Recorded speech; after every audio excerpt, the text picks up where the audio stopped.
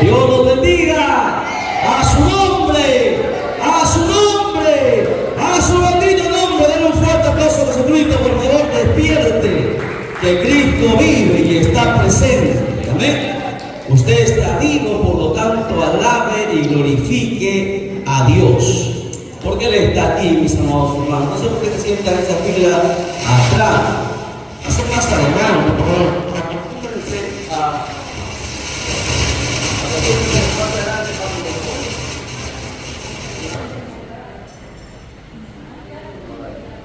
Gloria a Dios.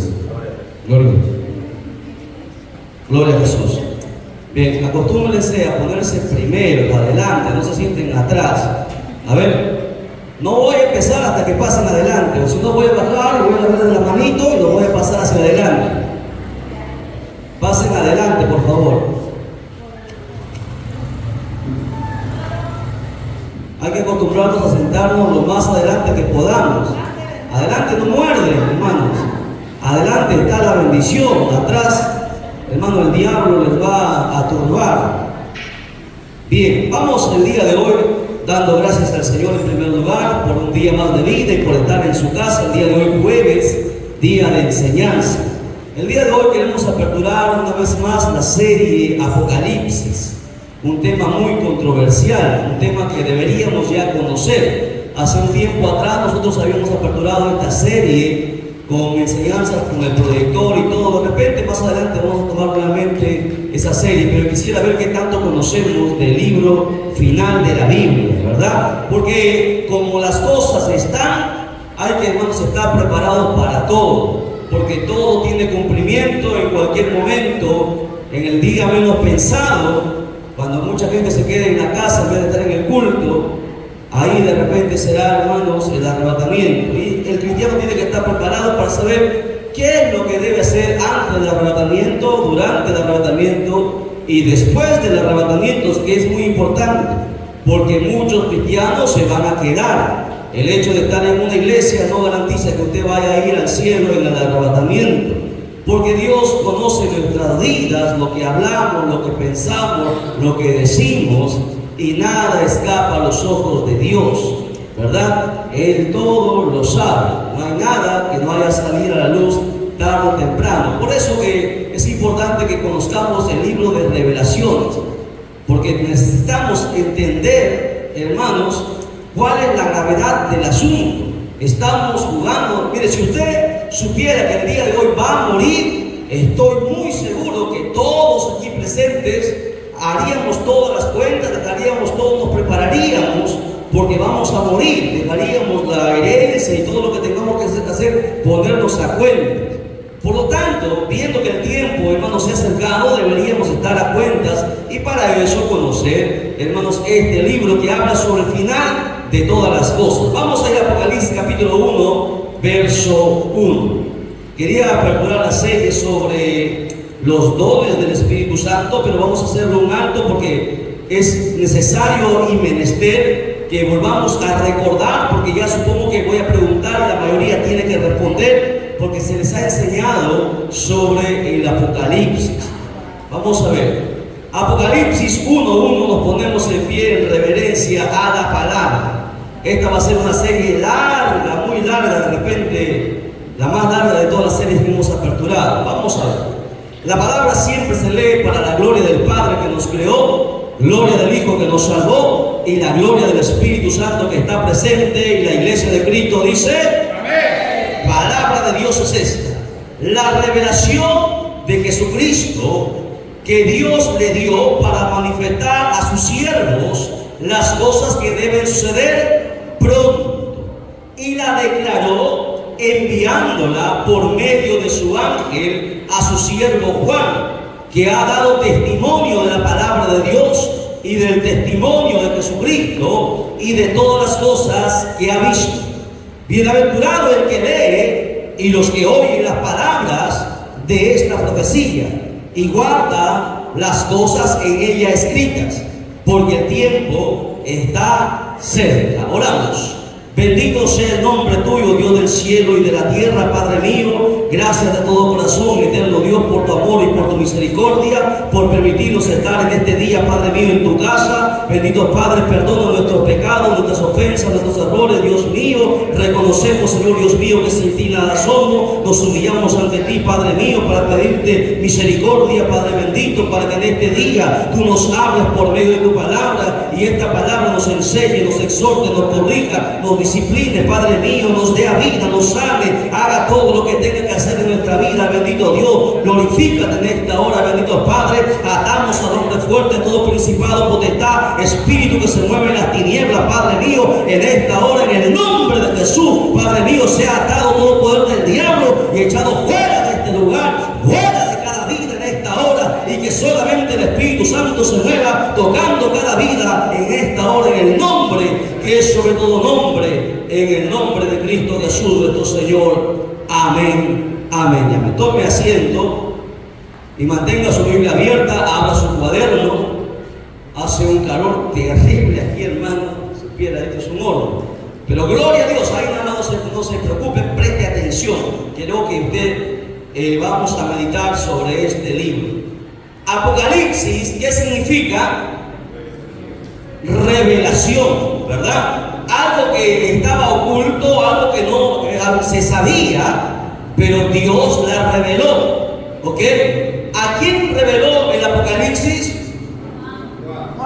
Al apóstol Juan. No puede decir Juan porque en la Biblia hay varios Juanes.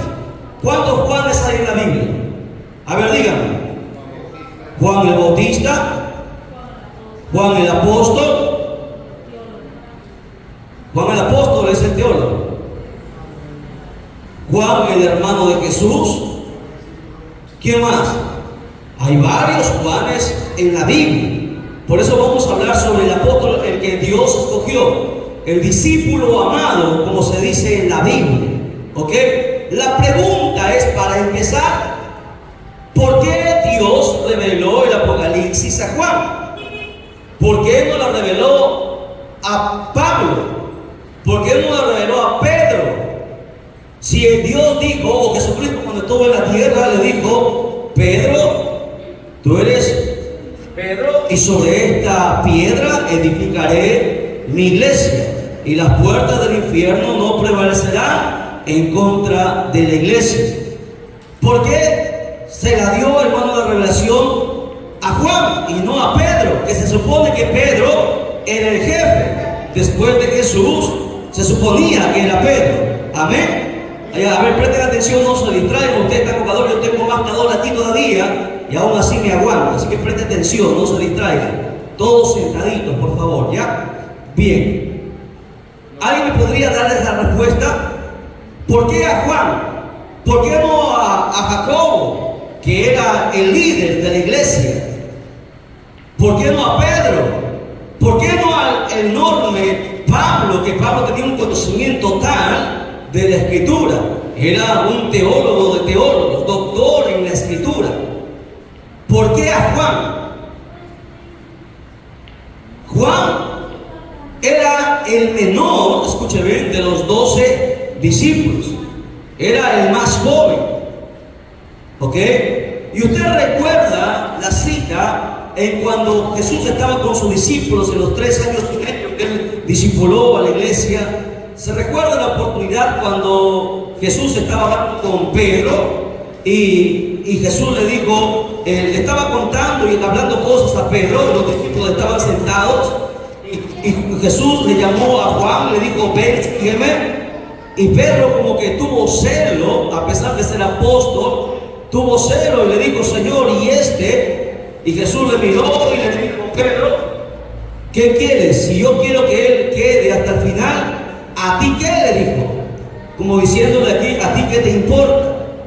Jesús llama, para empezar, Dios llama a quien Él quiere. Se conoce a Juan como el discípulo amado. ¿Sabe por qué? Porque Juan siempre estaba al lado de Jesús. Usted recuerda la Santa Cena, dice que Juan se recostaba en el pecho de Jesús. ¿Por qué? Porque lo quería como un hijo, como su hermano menor. No, Juan demostraba su amor con Dios. Cuando Jesús fue apresado y fue llevado, hermanos, a la cruz, ¿cuál de sus discípulos estuvo con él? Pedro estuvo, Pedro lo negó. Sus hermanos estuvieron, sus hermanos se escondieron. Los discípulos que dijeron que iban a estar con él siempre, lo abandonaron. Pero si usted no sabe, hubo un discípulo que le siguió, y era Juan. Juan estuvo con Jesús en la cruz del Calvario. Nadie de los discípulos estaba. Ninguno de los, escuche, no estuvieron ni los 12, no estuvieron ni los 70, no estuvieron ni los 5,000 a los que les dio de comer. Todos lo abandonaron. Pero Juan no. Juan no le prometió que estaría con Jesús hasta la muerte. No le dijo con su propia boca. Pedro se emocionó, le dijo: Señor, hasta la muerte iré contigo. Y lo negó. Juan no lo dijo, pero él estuvo ahí. Pudieron haber tomado a Juan y matarlo también, pero él se arriesgó. Tal vez no lo hicieron porque era un menor de edad. Y según los teólogos dicen que tenía aproximadamente unos 15 o 16 años. Era el más joven de todos los discípulos. Fue el último también en morir. Por esa condición, mira, por esa, ¿cómo lo podremos decir? Valentía, pasión, y de verdad demostró su amor por él, que estuvo dispuesto a morir. Estuvo ahí en el momento que más Jesús necesitaba. Por eso que, ¿recuerdan? Cuando Jesús iba a morir, le dijo a María, mujer, no le dijo madre, porque no es la madre de Cristo. Le dijo: mujer, he ahí a tu hijo. Hablando de Juan. Y le dijo: Juan, he ahí a tu madre. Juan estuvo en la cruz. Nadie estuvo con él. Es como cuando usted tiene un mejor amigo y nunca lo abandona. Usted lo va a honrar siempre. Pase lo que pase, usted le confiará lo más sagrado que usted tiene, su confidencia, porque sabe que no lo va a traicionar, porque sabe que no lo va a abandonar. Pedro prometió estar con él y no estuvo. No lo negó una ni dos, le negó 3 veces. Y encima de eso, cuando Jesús murió, él se fue, como que se apartó, volvió a la pesca. Juan no.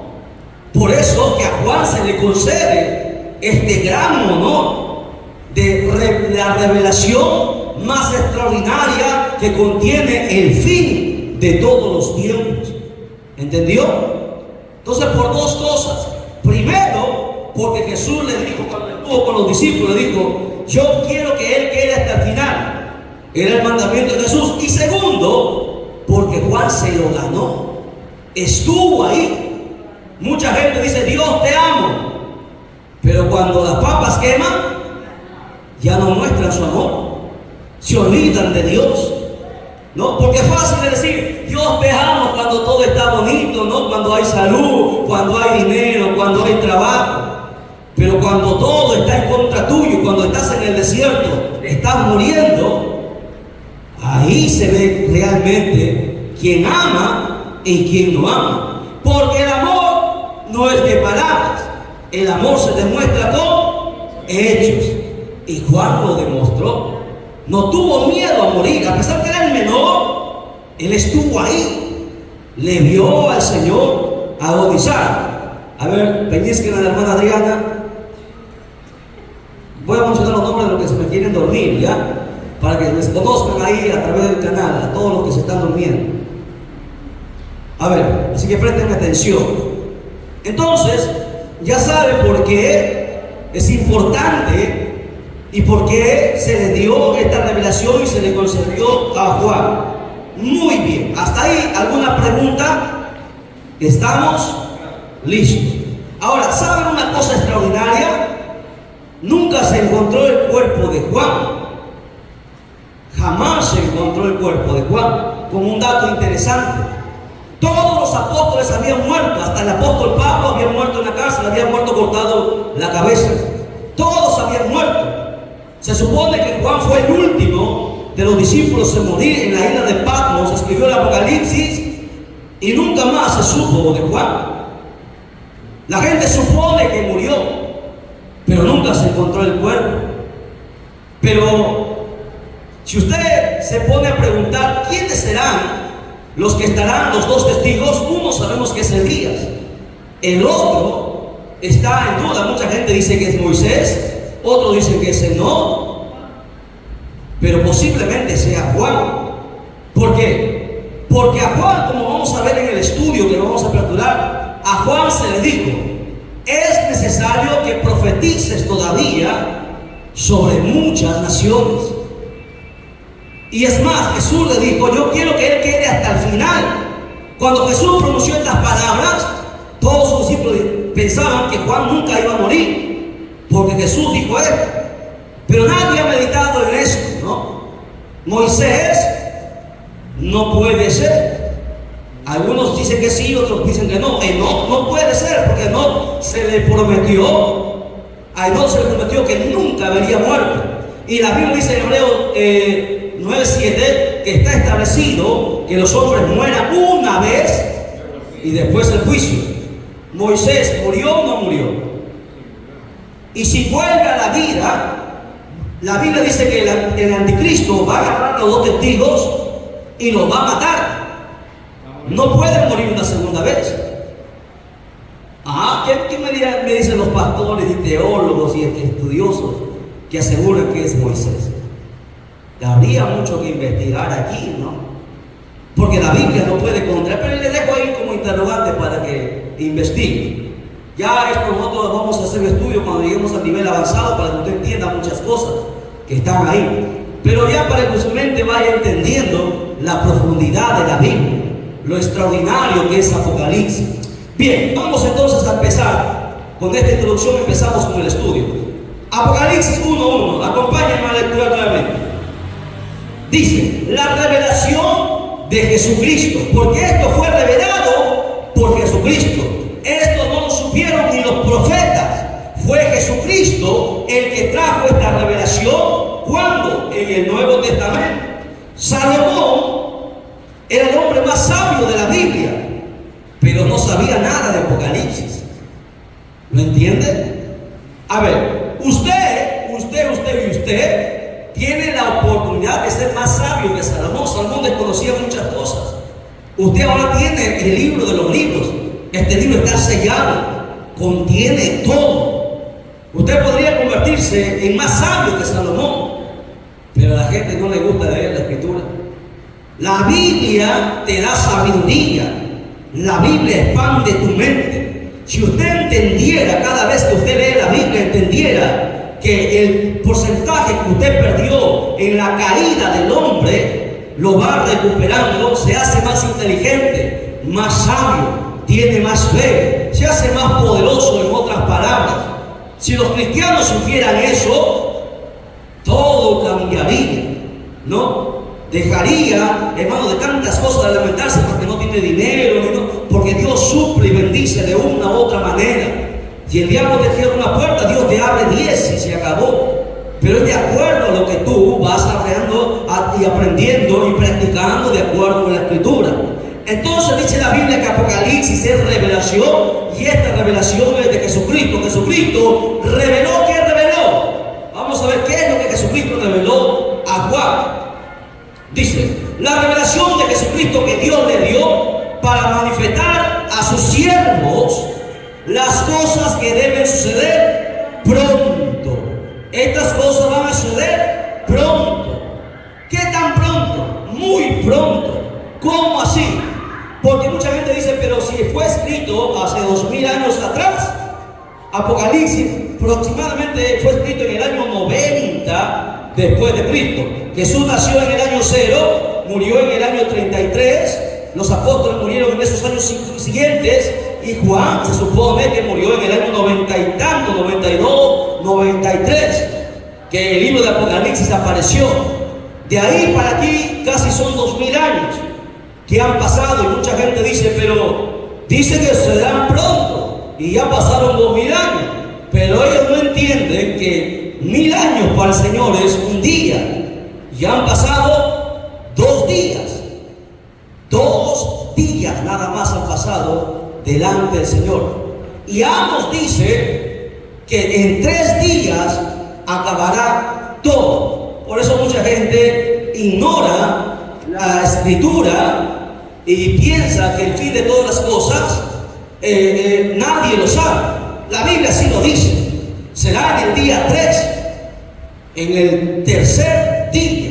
Hemos entrado nosotros del segundo día al tercer día porque estamos después de 2000 años, 2024. No sabemos el día y la hora que Cristo vendrá, pero sabemos cuándo acabarán todas las cosas. En el tercer día, dice la Escritura, como vamos a demostrar más adelante. Ahora, las cosas que van a suceder pronto, en cualquier momento, acontecerá esto. Y la declaró enviándola por medio de su ángel a su siervo Juan. ¿Ok? A ver, dice, la declaró por medio de su ángel. ¿Quién le reveló las cosas a Juan? ¿Y por qué dice su ángel? Lea conmigo, lea conmigo. La declaró por medio de su ángel. Así dice, ¿no? O estoy leyendo otra Biblia yo. La declaró enviándola por medio de su ángel a su siervo Juan. ¿Qué ángel fue ese? Porque ahí dice que un ángel le reveló. Yo le pregunto, ¿quién le reveló a Juan? ¿Un ángel o Jesucristo?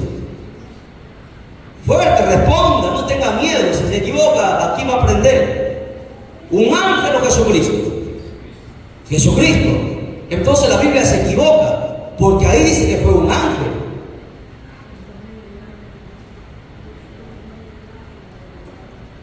Ese ángel es también Jesucristo. La Biblia no se equivoca. Jesucristo aparece en el Antiguo Testamento como el ángel de Jehová. ¿Ve?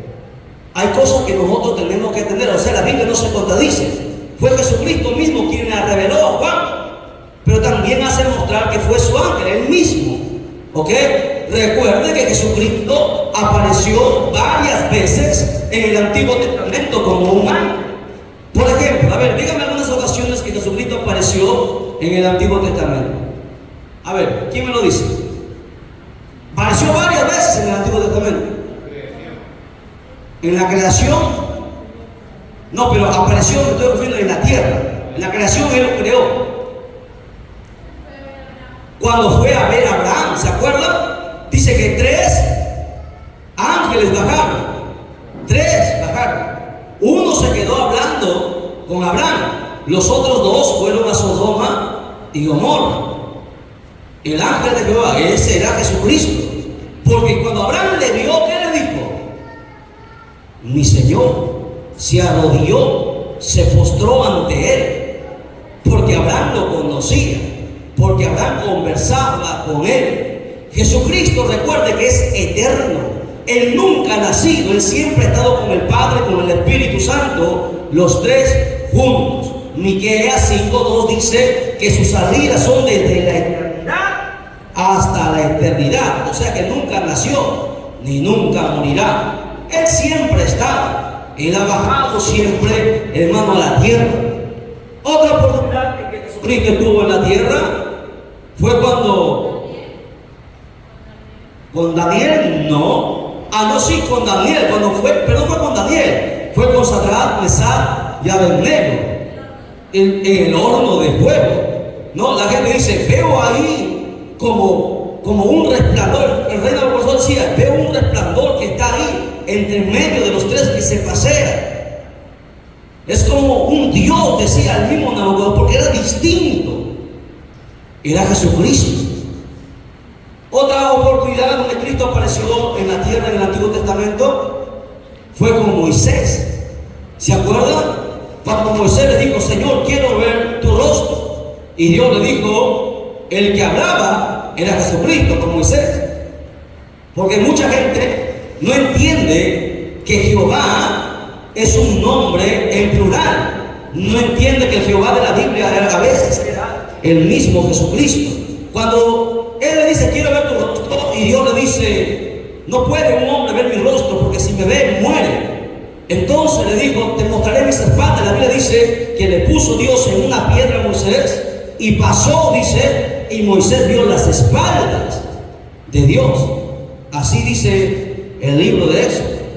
Pero tiene espaldas, porque Dios es espíritu. Vio las espaldas de Jesucristo. ¿Me entienden? Jesucristo se ha parecido otra vez, otra más. Vamos, hay varias, ¿sabes? Con Josué. Ese ángel que estaba ahí era Jesucristo.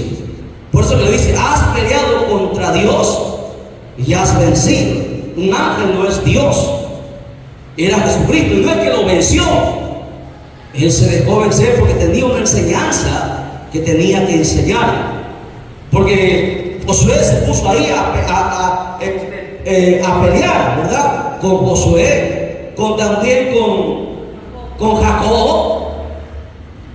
Jesucristo ha aparecido como el ángel de Jehová en el Antiguo Testamento en varias oportunidades.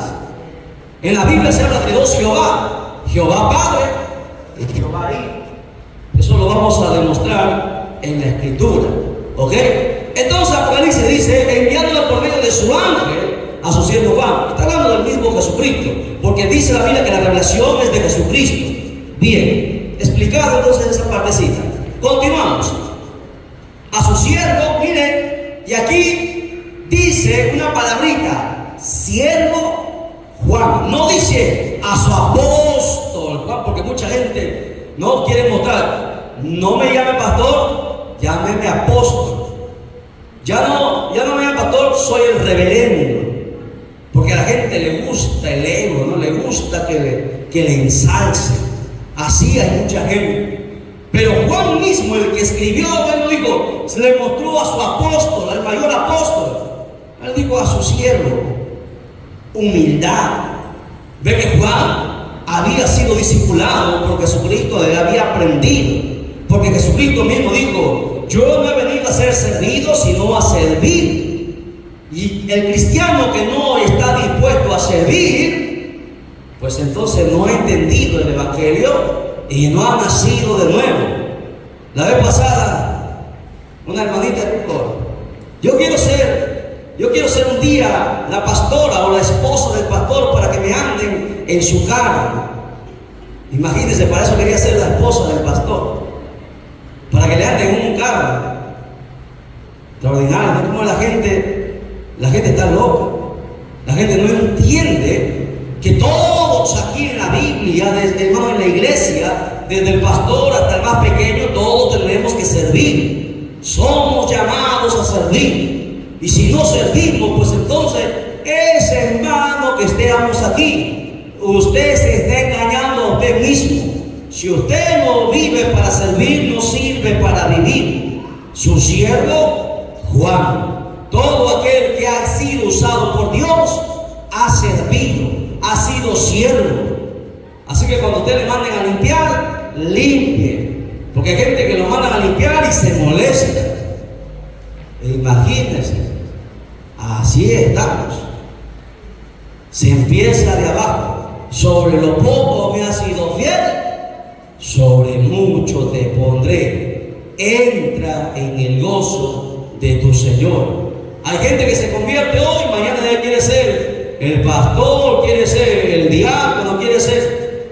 No entiende que es un proceso, el proceso de Dios. Todos aquí debemos aprender, antes de alcanzar un talento, un don o un ministerio, tenemos que aprender a ser siervos. Aquel que no aprende a servir, jamás Dios lo podrá usar, jamás. No importa quién sea. Si usted no sirve, jamás será usado por Dios. Entonces, mientras usted más sirva, ¿qué quiere hacer Jesús con el servicio? Mientras nosotros más servimos, más humildes nos volvemos. Y Dios al humilde que dice, lo tiene de cerca, y al altivo lo mira de lejos. Y Dios quiere tenernos cerquita a Él. Por eso que mucha gente todavía está con el yo-yo, con el orgullo, con el ego. Hay que servir. Cuando tú sirvas, más humilde estarás. Sin humildad jamás se podrá llegar lejos. Jamás. Amén. Bien, continuamos. Mira, hay bastante cositas que estamos aprendiendo. aprendiendo y estamos recién en el primer verso. Vamos pasando al segundo verso, ¿ya? Segundo verso que dice, ayúdenme, que ha dado testimonio, otra de las cosas por qué Dios le dio a Juan la revelación. Ahí está el tercer propósito, porque Juan fue el que recibió esta palabra. Dice ahí, el verso 2, a su siervo Juan, que ha dado testimonio de la palabra de Dios y del testimonio de Jesucristo y de todas las cosas que ha visto. ¿Qué hizo Juan? Por 90 años dio testimonio. Hermana Dorcas, ¿qué está haciendo usted? Siéntese derecha. A ver, Juan dio testimonio. Para que Dios use tu vida, nosotros tenemos que convertirnos en predicadores. Juan observó todo lo que pasó con Jesucristo y todo lo que él aprendió, lo dijo, lo enseñó, lo predicó hasta el último día de su vida. Jamás negó, hermanos, a Jesús. Usted sabe que cuando Jesucristo murió, la iglesia empezó a ser perseguida. Los persiguieron a todos los apóstoles y lo capturaron. A Juan, cuando lo atraparon, para que usted entienda, usted sepa historia cristiana, voy a compartirle algo que no está en la Biblia, pero está en la historia cristiana. Cuando le capturaron a Juan, hermanos, lo metieron en una olla, hermano, en una olla de aceite hirviendo. Escuche, la orden del emperador romano era matar de la peor manera a los discípulos. Cuando aprendieron a Juan, los soldados que eran perversos como el diablo, tomaron a Juan, calentaron una olla grande, un perol de aceite que estaba hirviendo y metieron a Juan. Todos pensaron que Juan iba a gritar y en unos segundos iba a morir. Juan entró en esa olla de aceite hirviendo y no le pasó nada. Nada. Eso no lo sabía usted. Cuando Juan salió de la olla de aceite hirviendo, los soldados quedaron impactados. Le comentaron al centurión que ese hombre era un milagro, algo que no había podido darse credibilidad a lo que había pasado. Era imposible que un ser humano salga vivo de ese lugar y mucho menos intacto. Nada de su cuerpo se había quemado. Por eso, como Juan no podía morir, intentaron matarlo muchas veces. Pero Juan no se moría. ¿Qué hicieron? Agarraron a Juan, fue el único apóstol, y lo llevaron a la isla que estaba en el mar, a la isla de Patmos. Era, hermanos, una sentencia de muerte. Nadie escapaba, salía con vida de ahí, donde la gente iba a hacer trabajos forzosos en las minas y escarbaban piedras y les flagelaban, les dejaban sin agua, sin comida y morían atrozmente comidos por las aves. Por eso, como Juan no pudo morir, lo mandaron a la isla de Patmos. Pensaron que ahí moriría, pero en esa isla, siendo esclavo y prisionero, Juan escribió el libro final, el Apocalipsis. Juan dio testimonio, se ganó a mucha gente para Cristo. Dicen algunos que más todavía de lo que el apóstol Pedro, porque Pedro ya había muerto. Pedro había ganado miles, al igual que Pablo. Pero Juan duró muchos más años, predicó mucho más tiempo. No pasó un día sin predicar. Y cuando tú haces lo que Dios te manda hacer, Dios te honra. Juan dice que dio testimonio, dice ahí, de la palabra de Dios. Era un predicador excelente. Dio testimonio de la palabra, dio testimonio de Jesucristo y de todas las cosas que él había visto, porque él estuvo con Jesús siempre, todo el tiempo. Él estuvo con el Señor.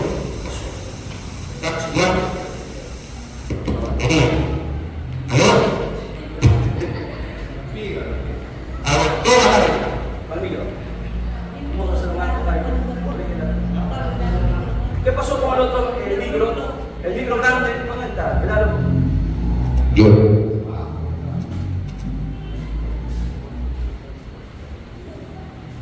Gloria a Dios. Bien, ahí, voy a predicar para este lado, no importa. A ver, continuamos. Verso 3 dice: bienaventurado. ¿Qué significa bienaventurado? Bendito, 3 veces feliz, bonanza constante. Eso es bienaventurado, ¿ok? Bien, bienaventurado, aquí viene la bendición de Dios. Aquí hay una promesa de Dios para todo ser humano. Bienaventurado, 1, el que lee. 2, el que oye las palabras de esta profecía. Y 3, y guarda las cosas en ellas escritas, porque el tiempo está cerca. A ver, aquí hay 3 bendiciones. ¿Tú quieres ser bienaventurado? ¿Tú quieres ser bendito, nunca sufrir, no quieres pasar momentos terribles? ¿Tú quieres que Dios abra la puerta de los cielos y te bendiga? Aquí está la última promesa de Dios: el que lee, el que oye y el que practica lo que dice la Escritura. Mucha gente lo lee, se lo sabe de memoria, lo recita, pero no lo practica. Hay mucha gente que canta aquí y danza a veces, pero vive mal, no practica nada de lo que la Escritura dice, está lejos de Dios, su corazón no ha cambiado, siguen en lo mismo, con la mentira, porque a la gente le gusta mentir, con el chisme, con la murmuración, con tantas cosas. Están cerca, pero su corazón está lejos de mí, dice el Señor. Aquí tenemos que aprender que Dios nos bendice por 3 cosas sencillas: lee, oye y practica lo que la Escritura dice.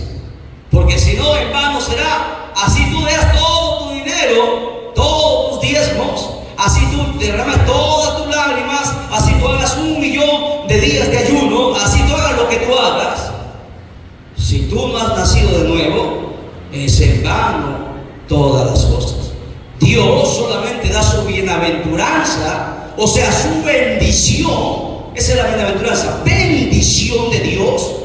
La bendición de Dios está por encima de la del alcalde, de la del presidente, del hombre más millonario de la tierra. La bendición de Dios consta en muchas cosas: dinero, economía, salud, hermanos, familia, tantas áreas cubre la bendición de Dios. ¿Tú quieres esa bendición? Lea, oiga y practique lo que la Escritura dice. Verso 4. Muy bien. Dice Juan a las 7 iglesias que están en Asia: gracia y paz a vosotros. 7 iglesias en Asia, en diferentes lugares. Había 7 iglesias, había más iglesias. El Evangelio, para su conocimiento, estamos hablando del año 90 después de Cristo. Jesucristo ya había ido al cielo, los apóstoles y la iglesia primitiva se había expandido, ya habían abierto varias iglesias en diferentes lugares, la iglesia había empezado a crecer, había muchas iglesias, pero estas 7 iglesias que el Señor menciona ahí tienen un propósito y una enseñanza que nosotros deberíamos aprender. Estas 7 iglesias representan la iglesia en todo el tiempo hasta el día del Apocalipsis, desde que fue formada hasta el día del arrebatamiento. Están estas 7 iglesias. Cada una de estas iglesias marca un periodo de tiempo, desde el primero hasta nuestros últimos días, y esa es la condición de la iglesia en el mundo entero. Vamos a ver cada una de estas iglesias. No es que solamente eran 7 iglesias, sino que estas 7 iglesias representan la iglesia en todo el tiempo. ¿Desde cuándo, hermano Jairo? Desde el día que la iglesia fue formada, ¿hasta cuándo, Aarón? O Samuel, que Aarón recién llega. Samuel, ¿hasta cuándo? Hasta el día del arrebatamiento. Esas 7 iglesias ha dividido todos estos 2000 años, 2000 y tanto que estamos, lo ha dividido en 7 periodos y lo vamos a demostrar. Ya vamos a ir estudiando. Muy bien, dice: gracia y paz a vosotros. 2 cosas importantes que los cristianos siempre tenemos que tener: la gracia de Dios y la paz de Dios. Preguntémonos: ¿tenemos la gracia de Dios? ¿Qué es la gracia de Dios? ¿Qué es eso? ¿Alguien me podría decir qué es la gracia de Dios en nuestras vidas? El amor. No. ¿Qué es la gracia de Dios en nuestras vidas? Por ejemplo, vamos a poner un ejemplo para que usted lo entienda, lo más sencillito. Vamos a predicar lo más sencillo posible. Por ejemplo, nuestro hermano Eber, si la gracia de Dios descendiera sobre Eber, entonces todo lo que él haga le saldría bien. A donde él vaya sería de bendición. Podría bendecir a cualquiera, así como Jacob. A Jacob donde iba le cambiaban el sueldo y todo, pero Dios lo bendecía. ¿Qué es la gracia? Entonces a ver si ya lo entendieron. Por ejemplo, si Eber tuviera gracia, la gracia de Dios en su vida, entonces la gente lo amaría. La gente, por su comportamiento, por su educación, por su manera de comportarse, la gente vería en él a Jesucristo. Vería que es una persona distinta, la respetaría. Entonces, ¿qué es la gracia de Dios? Ya, pero más que eso, ¿qué es la gracia de Dios en la vida del cristiano? Por ejemplo, otra cosa más de la gracia, por ejemplo, si alguien quisiera hacerle daño, no podría, porque la gracia de Dios es como un escudo alrededor de él. Una bendición. Otra palabrita, busquen una palabrita más adecuada. Protección. Ya, vamos sacando. ¿Qué más? Que involucra protección, que involucra respaldo, que involucra, ¿qué dijo usted, hermana? Bendición. Una palabrita que involucre esas cosas, porque la gracia va más allá todavía. Ahí está, muy bien, ya me iba a rendir nuestra hermana Nández. La gracia es el favor de Dios sobre tu vida. Eso es la gracia de Dios. ¿Cuándo obtenemos gracia? Cuando tú estás continuamente con Dios, cuando tú estás buscando el rostro de Dios, cuando tú estás obedeciendo lo que la Biblia dice y Dios te bendice. Todo lo que tú haces prospera. Por más que el diablo quiera destruirte y cerrarte las puertas, Dios las abre. Eso es la gracia de Dios. Ahora, ¿me entendieron? Sí. Ahora les pregunto. Usted responda, si nadie me diga nada. ¿Usted tiene la gracia de Dios? Porque cuando usted lo ve, la gente habla a su espalda. Cuando usted lo ve, algunos lo quieren matar. Usted hace una cosa y mete siempre la pata, ¿no? Le pregunto, ¿será que los cristianos, todos los cristianos tenemos la gracia de Dios? Deberíamos tener, pero no la tenemos. ¿Por qué? Porque estamos en desobediencia a Dios, porque no nos sujetamos, porque no nos humillamos, por un montón de cosas. Pero se supone que si tú tienes la gracia de Dios, todo será diferente. A donde tú vayas, a veces el ambiente es pesado, pero cuando tú llegas, el ambiente cambia todo, porque el favor de Dios está sobre ti, la unción de Dios está sobre ti. Cuando Jesús llegaba a un velorio, llegaba Jesús, se levantaba el muerto, porque la gracia de Dios estaba con él, el favor de Dios estaba con él. Cada día debemos buscar la gracia de Dios en nuestra vida, para que todo lo que hagamos nos salga bien, porque eso dice la Biblia. ¿Qué dice la Biblia en Romanos capítulo 8? ¿Se acuerdan? Mas a los que aman a Dios, todas las cosas le ayudan a bien. Pero ¿por qué mucha gente está en problemas? Está en dificultades, pasa necesidad económica, le falta el dinero, le falta la paz en su hogar, todo el mundo pelea, discute con su esposo, con su esposa, con sus hijos, no están en orden, no nos respetan, porque nos falta la gracia de Dios en nuestra vida. Y la gracia de Dios no se puede comprar en la esquina, hermana Nancy. La gracia de Dios no puede decir, voy a orar por ti, te voy a poner la gracia de Dios. No, nadie puede orar por ti para que tú tengas la gracia de Dios. La gracia de Dios cuesta. ¿Qué cuesta? Humillación, sujeción, obediencia, guardar la palabra, buscar siempre a Dios. Algo sencillito, por ejemplo, congregar todos los días, que nos cuesta, ¿no? Si podemos, hagámoslo. Si no podemos, Dios lo sabe. Pero hay gente que pudiendo no lo hace. ¿Qué dice la Biblia? Aquel que sabe hacer lo bueno y no lo hace, ¿qué es? Y ningún pecador entrará al reino de los cielos. O sea que no es que estemos aquí en la iglesia sentados, vamos a ir al cielo. No, Señor. No. Y el apóstol Juan dice, la gracia y paz del Señor sea sobre vosotros. O sea, necesitamos la gracia y necesito también la paz de Dios. Porque sin la paz de Dios no puedes ser feliz. Y si tú no eres feliz, no puedes hacer feliz a tu esposa, ni a tu esposo, ni a tus hijos, ni a nadie. Porque para ser feliz a otro, tú primero tienes que ser feliz. Y mientras tú no seas feliz, no podrás hacer feliz a los demás. Y para que tú seas feliz necesitas la paz. Por eso que el apóstol Juan menciona dos cosas importantísimas que nunca deberíamos perder: la gracia y la paz del Señor, que es lo que nos distingue de la gente que está afuera, nos distingue de los demás, nos distingue. Y el diablo sabe, porque aquí podemos decir, ¿no? Podemos aparentar muchas cosas. Uno puede aparentar santito, santita, con una aureola en su cabeza, pero a ocultas son diablitos.